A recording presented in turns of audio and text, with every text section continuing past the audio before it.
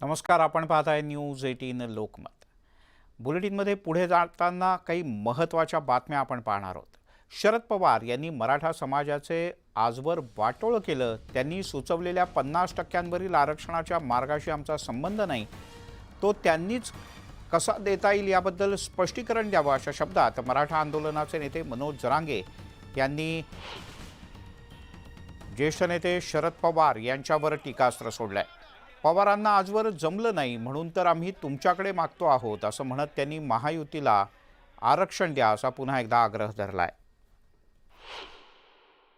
आणि